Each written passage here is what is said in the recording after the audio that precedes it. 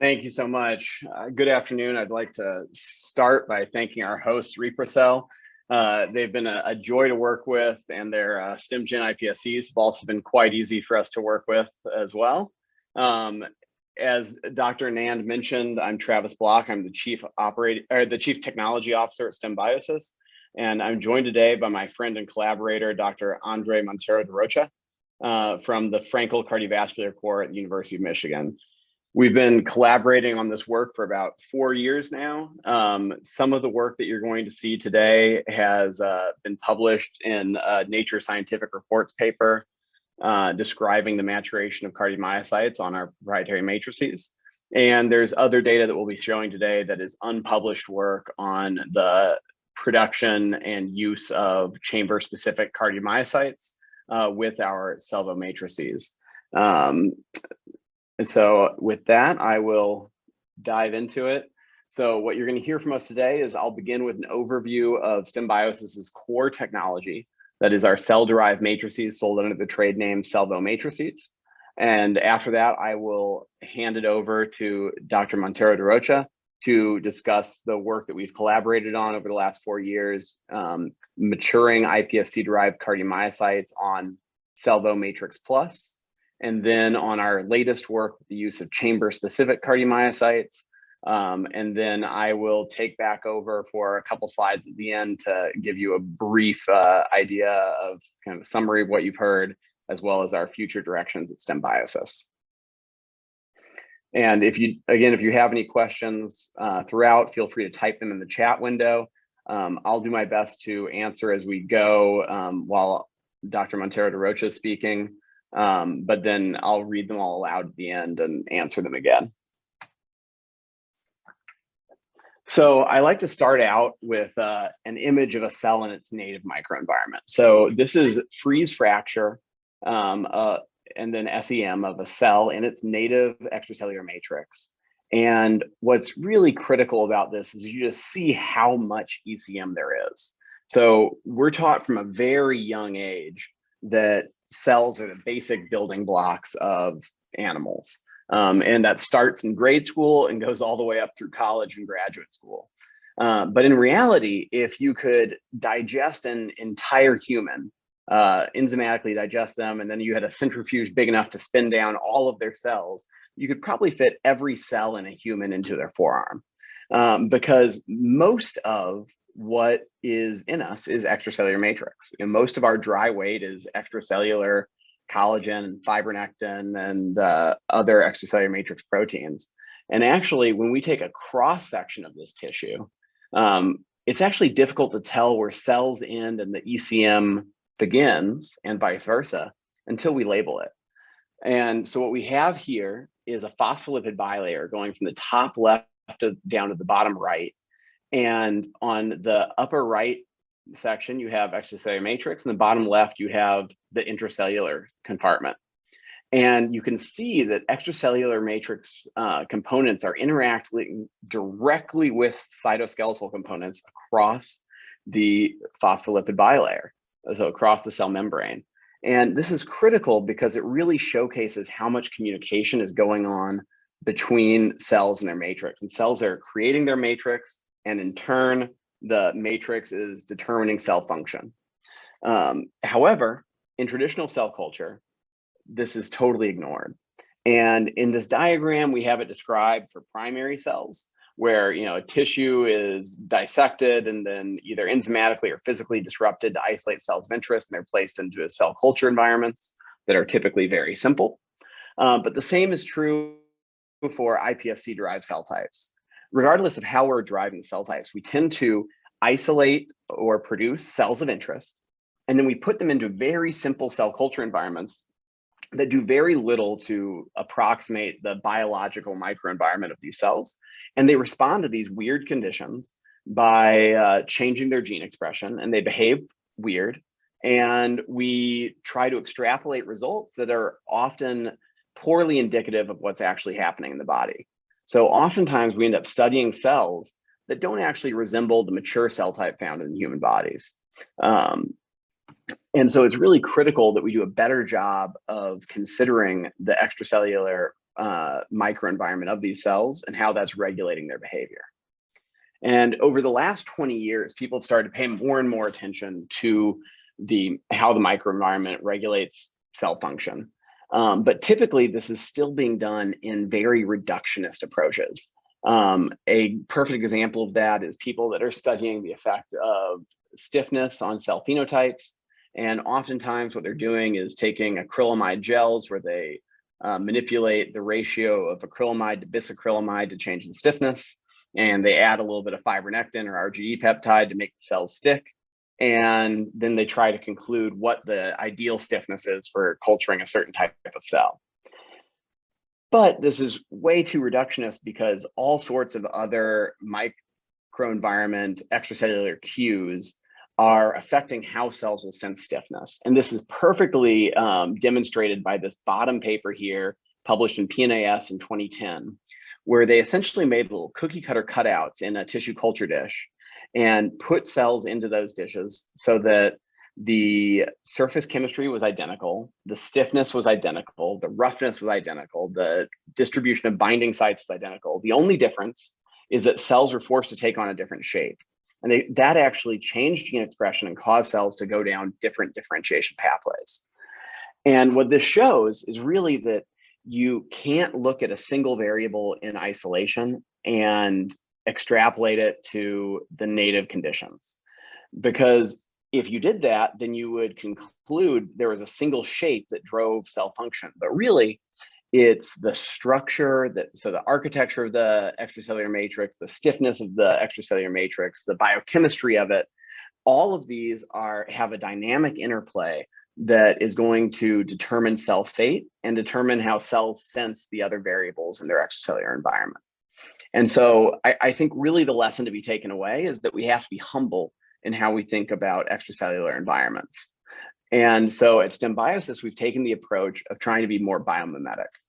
And the way we do this is that we take matrix producing cells, we put those into cell culture dishes, we allow them to grow to confluence, we induce them to secrete a matrix, and then we decellularize that matrix using a non-ionizing detergent, leaving the matrix intact. And so what we're doing here is we're attempting to elicit more biologically relevant phenotypes relative to traditional cell culture by creating a biologically relevant cell culture microenvironment. And this process is simple, scalable, and reproducible. I mentioned that we leave it intact. You're actually able to visualize the fibrillar structure of the matrix in bright field microscopy, but your ability to visualize the matrix doesn't interfere with your ability to do bright field imaging on your cells. And when we sell the matrix, it actually ships to customers looking just like traditional tissue culture plates, because we actually air dry the matrix onto plates. And then it has a 2-year shelf life from the date of manufacture. And all our end users have to do is rehydrate the matrix using a little bit of saline. Then they can remove the saline, add their cell solution, and go on their way. And so there's not steps of coating the plates. There's not, with Matrigel having to keep your tips cold and dealing with the gelling there. So it's a very simple process, very easy to use, fits into existing workflows. All you do is use one of our plates instead of a traditional plate.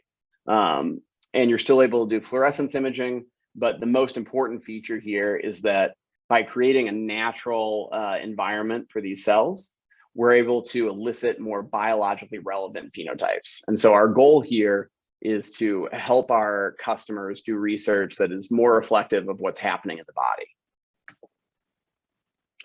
And so I mentioned that we're being biomimetic and we're trying to imitate natural microenvironments. And so it's important to note here that not every cell type resides in the same microenvironment. Nobody thinks that retinal epithelial cells are residing in the same niche as a cardiomyocyte is residing in the same niche as an osteocyte. And so what we found is that cells from different tissues elaborate matrices in vitro that resemble that tissue. So here's a little bit of data from a 2016 paper published in Matrix Bio, where we looked at matrices made from bone marrow mesenchymal stem cells versus adipose mesenchymal stem cells. And what we saw is that even when using MSCs from two different tissues, cells that many people were considering interchangeable, we saw that the cells from bone marrow made a matrix that was 2 orders of magnitude stiffer than cells from adipose tissue. Also, the bone marrow cells produced a matrix that was anisotropic, whereas the adipose cells produced one that was isotropic.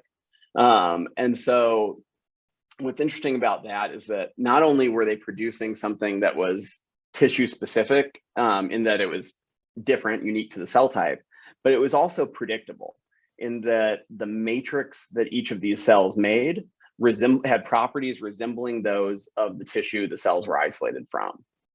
And it's not just that the properties of the matrix, the physical, biochemical properties are similar to those tissues, but they also have a predictable effect on cells that are seeded onto those matrices. So in that same paper, we showed that when we seeded MSCs onto the bone marrow MSC-derived matrix, those cells, that matrix promoted osteogenesis, whereas the adipose-derived matrix or skin-derived matrix both inhibited osteogenesis. And along the same lines, the adipose MSC-derived matrix promoted adipogenesis. So we were able to see functional differentiation that was predictable based on the origin of the cells used to produce the matrix. Later, in a 2018 paper, we showed that we could make a matrix from articular chondrocytes, and that matrix was more chondrogenic relative to a bone marrow derived matrix or a traditional tissue culture plastic plate. And interestingly, the bone marrow derived matrix was still superior to TCP for maintaining phenotype of those cells. And that suggests that while we are concerned about the tissue specificity of matrices, there may also be a large role for common motifs in extracellular matrices. And so what that tells us is that we may not need 80 different matrices for 80 different cell types, but we may be able to make some smaller number of matrices that can approximate a sufficient number of cell niches that are found in the body, so that we can get biologically relevant phenotypes from a wide array of cells using some subset of those matrices. And so essentially what we've seen, to reiterate that, is that we can isolate structural cells from different tissues in the body, and that those structural cells will produce a matrix that resembles that tissue, and that cells subsequently seeded onto those matrices will have a more biologically relevant phenotype that is predictable based on the tissue of origin. And so this is kind of the direction that the company is taking now, where we're working to make a variety of these matrices to enable tissue-specific biologically relevant cultures for any number of cell types. And with that, I'm going to go ahead and stop sharing, and my colleague, Dr. Monteiro da Rocha, will take over to discuss our work with the maturation of iPSC-derived cardiomyocytes on CELLvo Matrix Plus. And while he brings up his slides, I'm just going to briefly tell everyone how we began working together. We had been working on this matrix, and my CEO, Bob Hutchins, is traveling to his alma mater, the University of Michigan, and he met with Doctors Monteiro da Rocha and Doctors Heron at the Frankel Cardiovascular Corps.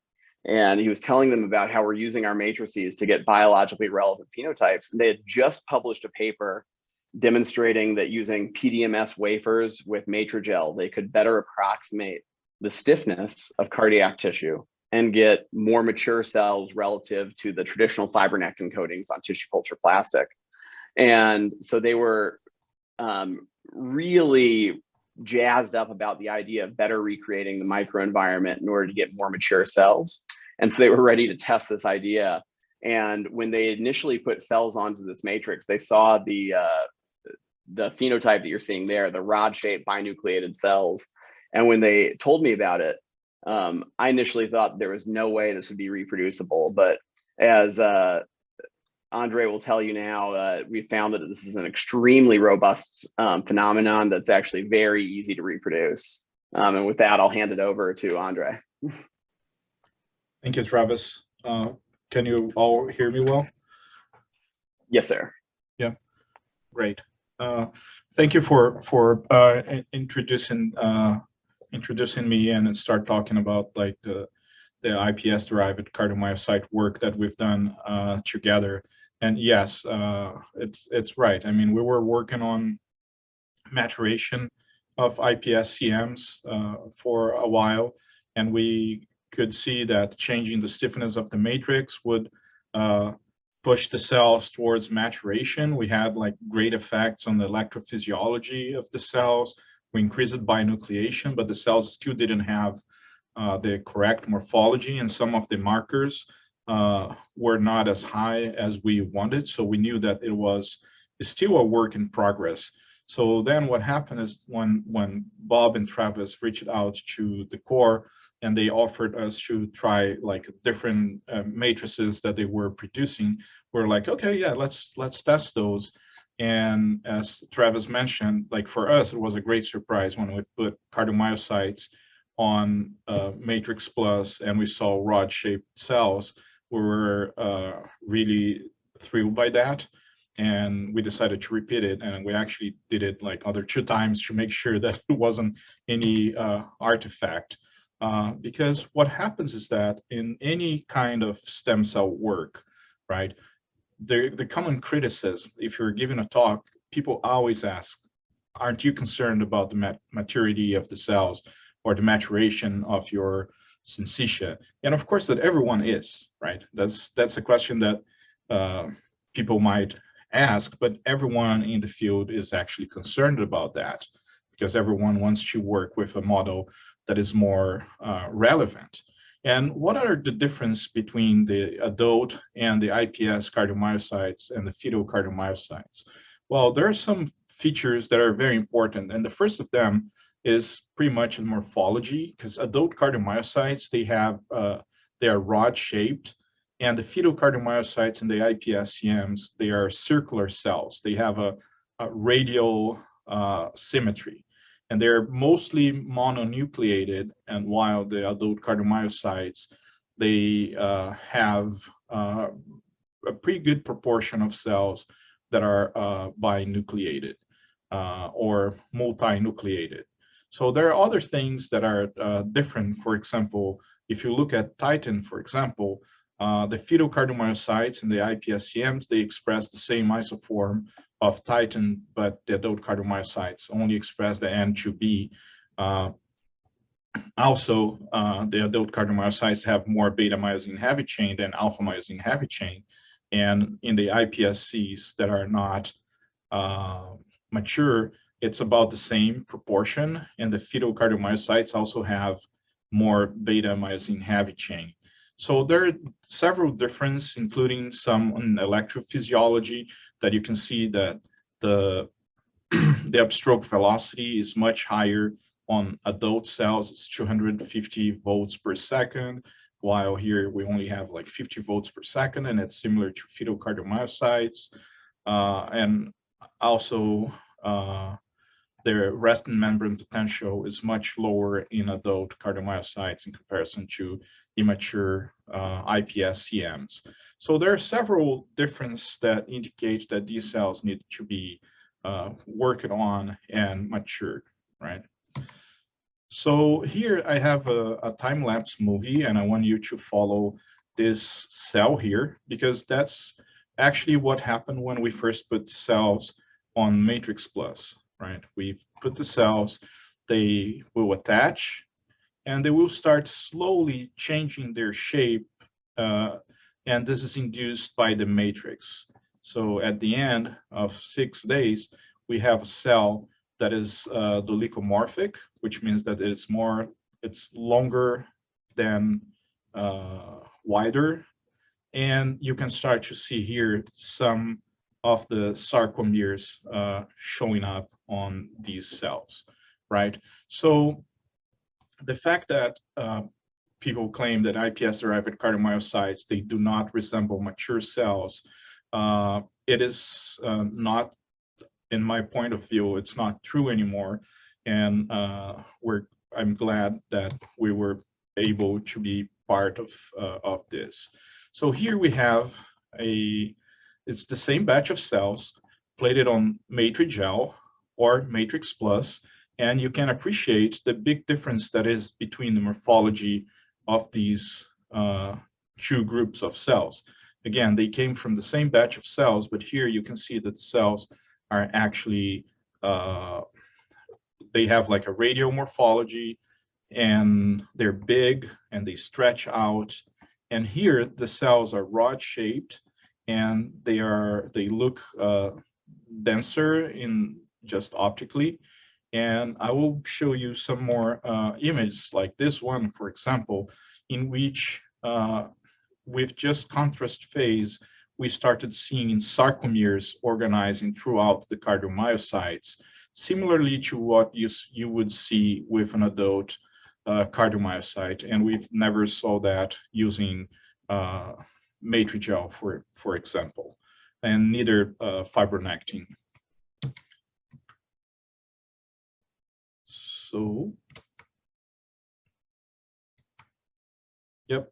So here there's another image showing comparing the cells on Matrigel and the cells on Matrix Plus, but here they were plated in a higher density to form a syncytium, and here you can see that the syncytium also is composed by rod-shaped cells. And here, if you can see here, there's one cell and another cell, and they still keep their morphology. It's not like increasing the density of cells that will actually change their morphology, right? But changing the morphology of the cells is important. And here I want to also show that these cells, they're anisotropic. So they have a different orientation that is different than here, that is isotropic. And this is important because the heart is also an anisotropic tissue. So we started doing some more analysis after we saw that these cells were becoming rod-shaped. And here you can appreciate the comparison of some immunofluorescence staining for troponin I. So this is pan-TNI, CTNT, and alpha-actinin. So there are different components of the sarcomeres. And what you observe here is that the sarcomeres on the cells that are on Matrigel, they have like a perimetral organization with some radial sarcomeres as well. And in the cells that were cultured on CELLvo Matrix Plus, you can see a nice alignment and organization of the sarcomeres along the long axis of the cells. Another thing that you can see here is that all those cardiomyocytes, they're binucleated. And in the Matrigel group, the cardiomyocytes were not binucleated. So we quantitated that, and a way to quantitate if your cells are rod-shaped or not is to calculate the circularity index. And what we observed is that one is like a perfect circle, that for cells cultured on Matrigel, the circularity index was fairly high, close to 1, in comparison to the cells that were cultured on Matrix Plus, and those yellow lines here are the average for each group. We also checked on the mitochondrial content of the cell. So we've used MitoTracker Red, and it is a dye that stains mitochondria that have high membrane potential. So it doesn't tell you the total amount of mitochondria, but it's an indication of high mitochondrial potential. So if you have something that has more red color, it means that it has more mitochondria with higher mitochondrial potential. So here on Matrigel, we can see that there is a difference between Matrigel and CELLvo Matrix. And when we just look at the fluorescence image, we can tease out some of those differences. So here you see the cardiomyocytes on Matrigel, and they have a distribution of mitochondria that is perinuclear, and sometimes it also is more around the periphery of the cells where the sarcomeres are located. And when we culture those cells on CELLvo Matrix Plus, we've observed that the red, which means like the mitochondria, are distributed more uniformly throughout the cell. The intensity of red, which indicates the amount of like high membrane potential mitochondria, is also higher in CELLvo Matrix Plus. And we compared that to adult ventricular cardiomyocytes that were obtained from a mouse. So here, what we see is that on Matrigel, the fluorescence of mitotracker fluorescence per cardiomyocyte is much lower in comparison to the cells that were cultured on Matrix Plus. And the cells that were cultured on Matrix Plus, again, this is the average. So they have a lower average in comparison to the adult cardiomyocytes, but they're still in the same distribution range. And one thing that is important to point out is that these cells on this part of the experiment, and it is described in the paper, they were cultured on CELLvo Matrix Plus for only 7 days before we did any analysis. So we're not sure if like culturing them for a longer period would bring this average closer to the adult average, because we still didn't test that. But we know that it's possible to culture cardiomyocytes on Matrix Plus for up to 30 days. I didn't culture for longer because 30 days seems to be a pretty long period for culturing functional syncytium of heart cells. So in addition to the mitotracker rad, we decided to also do some staining with JC1. JC1 is an interesting dye because it stains mitochondria with high and low membrane potential. So the red is high, the mitochondria that have high membrane potential, and in green you have mitochondria that have low membrane potential. So you can present your data as a ratio of red and green, and that will give you an idea on mitochondrial health or mitochondrial function. So here we have the quantitation of the JC1 staining, the ratio of red to green. Again, red is high mitochondrial potential, and this is low mitochondrial potential. So, and there is a significant difference. The cells cultured on Matrix Plus had more red to green ratio, that implies that they have more mitochondria with high membrane potential. So it's not just a matter of having more mitochondria, but the potential of the membrane potential of these cells is higher. And we have some collaborators that have been using the cells, the cardiomyocytes on seahorse assays, and the plates were coated with Matrix Plus, and they have been seeing that it has significant positive impacts on the oxygen consumption rate as well.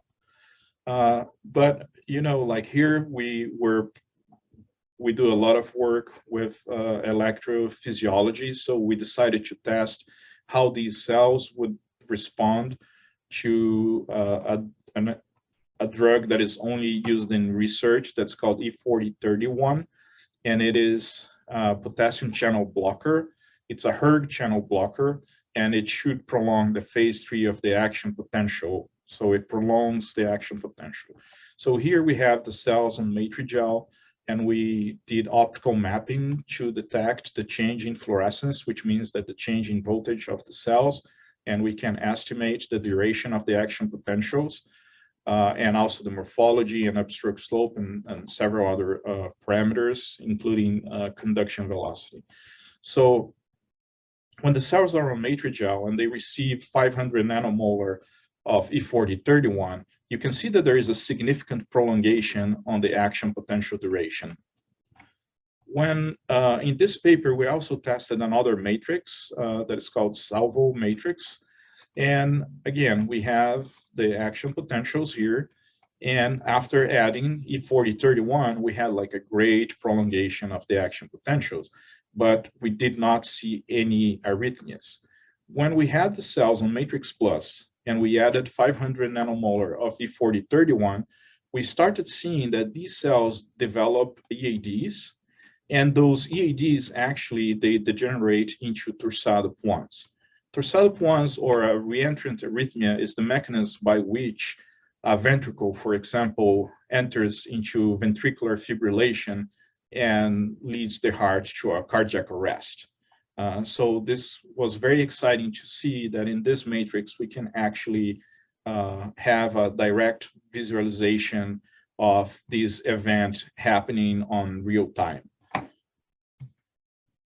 So this is just for you to have an idea. This is a sensation that is beating, and this is an optical mapping movie. So you see that the pacemaker is here, and the action potential propagates towards the left, and it's a normal propagation. You don't see any reentrance or anything else. So then we added E4031, and here you can see again, the E4031 was added here, and a few bits later, we start to have EADs and then the degeneration into torsada points. If you compare to the trace that I've showed before, you can see that this is a different trace, which means that this is an event that happens in multiple wells.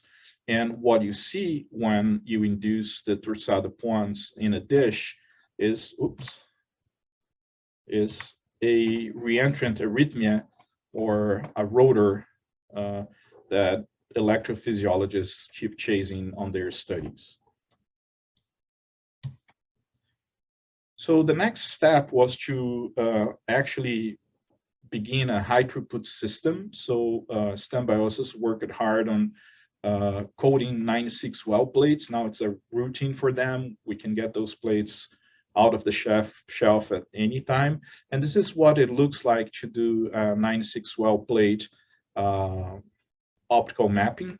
So in this case, we used the flow volt, and in our older system, we were able to do 6x6 imaging. So one plate would take 4 movies, and now we've changed our system, and it's much faster than it was before. But this is how the cells look like into a well of a 96 well plate. And you can see that the frequency of these cells is fairly similar, but what is more important is that the variation between one well and another in a single plate is always below 5%, and we're like very happy to see that there is a low variability, because as you know, the change in bit rates also alter some electrophysiology parameters like the action potential duration, conduction velocity, and so on. But I think that the most important thing is that we've then tested what Matrix Plus would do if we the other way around. What these drugs that were classified by the FDA as high risk, intermediate risk, and low risk would do to the cells if they were cultured on Matrix Plus or in Matrigel, right? So this is a simple measurement of arrhythmogenesis, which is direct observation of arrhythmias, of EADs, DADs, or torsada points. So what we've observed is that, except for Bepredil, most of the drugs that were tested, and this is that panel of drugs developed by CEPA for the validation of the use of IPS-CMs for new drug screening and test of arrhythmogenesis, they all generated arrhythmias in a fairly consistent way. And the intermediate risk, we had just some of the wells developing arrhythmias, and in the low risk group, most of the drugs applied did not produce any arrhythmias, for the exception of metoprolol that produced 2 arrhythmias. And when we were comparing to Matrigel, we used a subset of the drugs, and we were not able to see to directly see arrhythmias in most of the wells, independently if we use high-risk drugs, intermediate-risk drugs, or low-risk drugs. And this indicates that you can increase the accuracy of drug testing and the accuracy of what is happening in drug development by changing the maturation of the cells. So now I want to switch gears because there's another thing that is very important and it has been emerging lately in the field. That is the use of chamber-specific cardiomyocytes. So I'm going to show a few examples on why it is important to get chamber-specific cardiomyocytes. So here is the theory behind that the heart is made out of different excitable cells. They can be nodal cells, atrial cells, they can be part of the conduction system, or they can be ventricular cells. And each of them have different ion channels or different quantities of specific ion channels that will determine the shape of their action potential. So you can see that they're all different. And when you work with IPSCMs, if you're not using a chamber-specific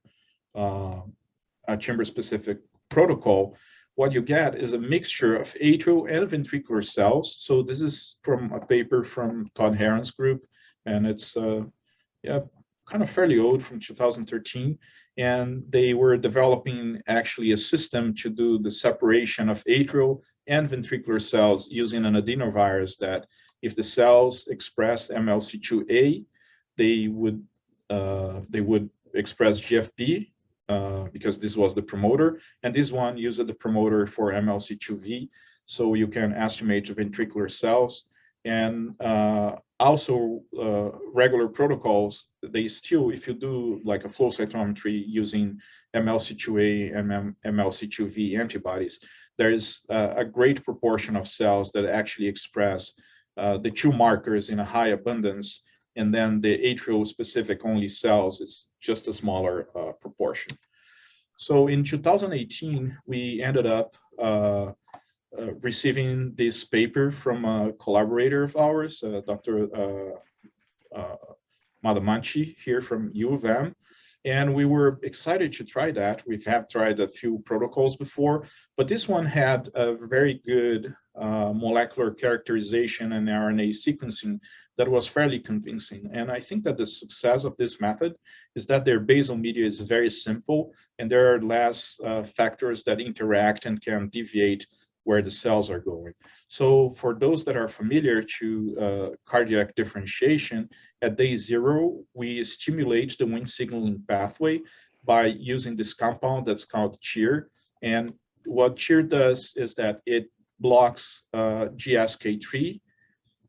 So when it blocks GSK3, you don't have the ineffective destruction complex, and then Wnt signaling can happen. And then 2 days after, so we do this to induce mesoderm, and then 2 days later, we inhibit the Wnt signaling pathway with IWP4, and this is enough to 2 days later make the cells choosing the fate of cardiac mesoderm.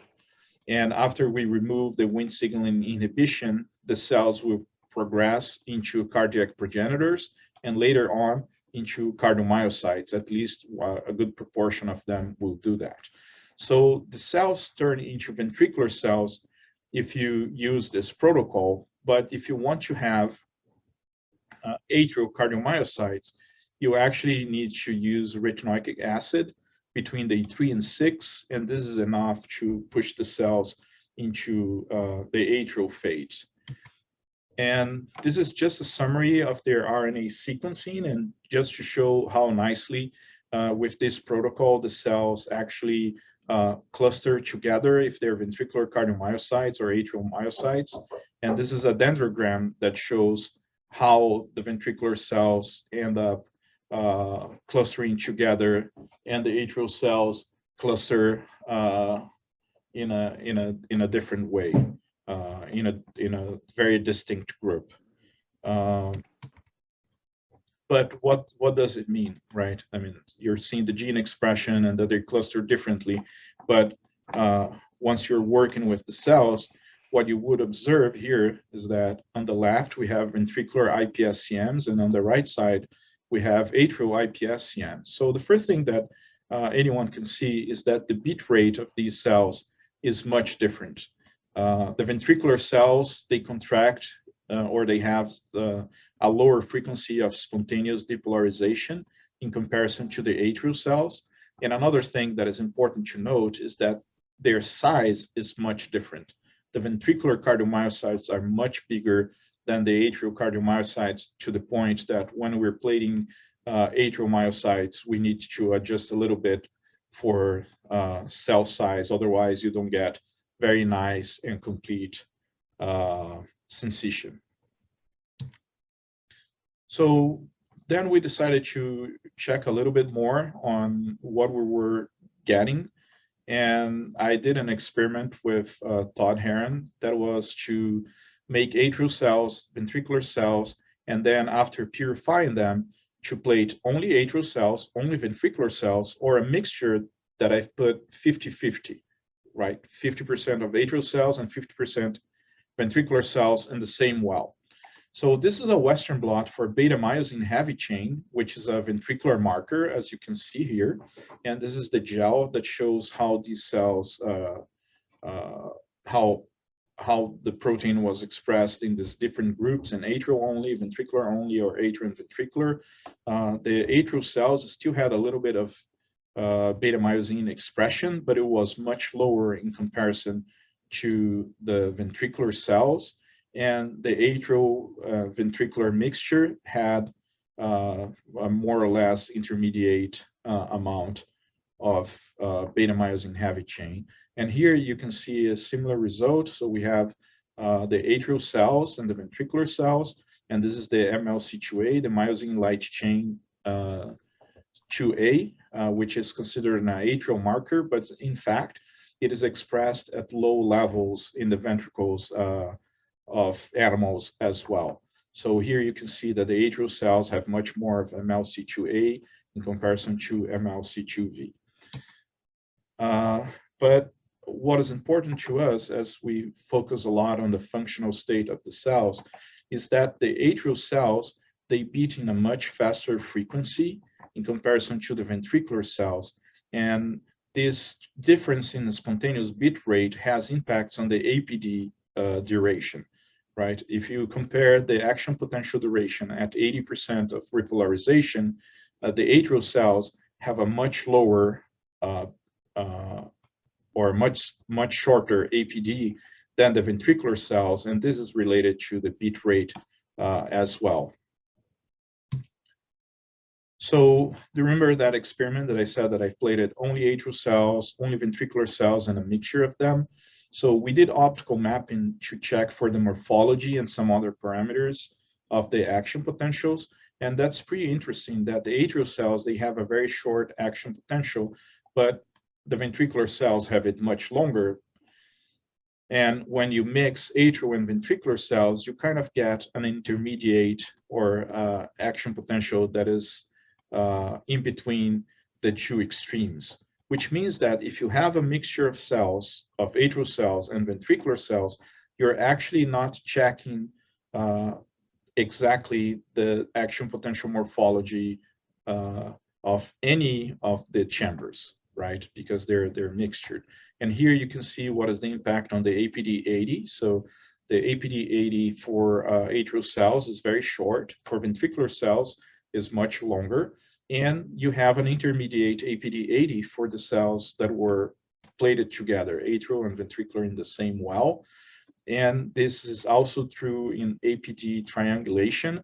For those that are not familiar, APD triangulation is the APD 90 minus the APD 30, and it corresponds to the phase 3 depolarization of the cardiomyocytes, which is basically governed by potassium currents, or mostly governed by potassium currents. So in the cardiotoxicity field, it is an important measurement of arrhythmogenesis. And so here at the end, what I'm going to show to you is that you can make actually atrial myocytes from any cells that you have, any IPS cells, or ventricular cardiomyocytes from any IPS cells. These are some cells that we got from REPROCELL. I think that the cell line is 90101, and we've made atrial myocytes and plated them on Matrix Plus. So you can see that the cells are elongated, rod-shaped, if you will. and they beat in a pretty fast frequency. We plated those cells in a low density just to be able to get nice images of individual cardiomyocytes. So I guess that's it, and Travis will take it over. Perfect. So, in summary, as Andre showed, the CELLvo Matrix Plus induces rapid and spontaneous maturation of iPSC-derived cardiomyocytes. So, all the data that he showed and most of those images were coming from 7 days post-seeding. So, typically, when people are trying to mature cells, there's protocols out there that require cells to be maintained for many weeks or doing long-term pacing. We have a very simple process. We're not adding any other components to the media, just standard plating media and allowing cells to grow on to culture on the matrix. We also have a suite of tissue-specific matrices and primary cell products currently being sold as research tools, and we're looking to introduce additional tissue-specific matrix products and cell products to facilitate more biologically relevant research for our customers. And using our CELLvo Matrix Plus, HIPSC cardiomyocytes may be matured to closely resemble adult cardiomyocytes, making in vitro work with these cells very predictive of what we'd expect to see in the body. And that's indicated by the panel of compounds that we tested, the CYPA28 compounds. And really, Andre mentioned when looking at the chamber-specific cells, you can look at gene expression and compare it to what you expect to see. But the ultimate test is, are the cells that you're using in vitro truly predictive of what you expect to see in vivo, such that you feel comfortable extrapolating those results? And we think that we have an approach that meets that bar, or at least meets that bar better than competitive approaches that we've observed. And then with our mature cardiomyocytes, they're dully comorphic. They have highly organized sarcomeres such that you can visualize them in bright field microscopy. They have increased mitochondrial content and distribution, similar to what you expect to see in adult cardiomyocytes. And again, they're predictive of what you expect to see in vivo. And then with the chamber-specific iPSC-derived cardiomyocytes, we're able to observe the different action potentials that's characteristic of those chambers of the heart. We also have been able to see that mixing chamber-specific cardiomyocytes alters action potential. And so this is a major shortcoming of current approaches that don't attempt to specify the chamber of the cells during differentiation. And so when people are using compounds that are a mix of the two, they may be obscuring effects that could be an effect on only one chamber of the heart. And lastly, these chamber-specific cardiomyocytes may be matured on our CELLvo Matrix Plus. And so moving on from this slide, I just want to make sure that everyone is aware of our current product offerings. Andre, do you mind clicking ahead? All right. There we go. So all of the matrices that we described today are currently offered, as well as a suite of primary cell products, including a variety of mesenchymal stem cells, chondrocytes from young and older donors, as well as osteoarthritic donors, and endothelial progenitor cells. And then as we move forward, we intend to expand this offering to include a number of additional primary cell types and matrix types for achieving mature cell types from other cells. But importantly, the next products being launched will be our chamber-specific cardiomyocytes, as were described today. And these are being produced using REPROCELL StemGen iPSCs. And so with that, we're very excited to launch these cells and be able to offer chamber-specific cardiomyocytes along with what we believe is both the easiest to use and most effective approach for maturing these cells. And we're very grateful to REPROCELL for being so easy to work with their StemGen iPSCs, and for offering such a great product as well, and also for arranging this webinar today. They've been a pleasure to work with, and we look forward to continued collaboration with REPROCELL.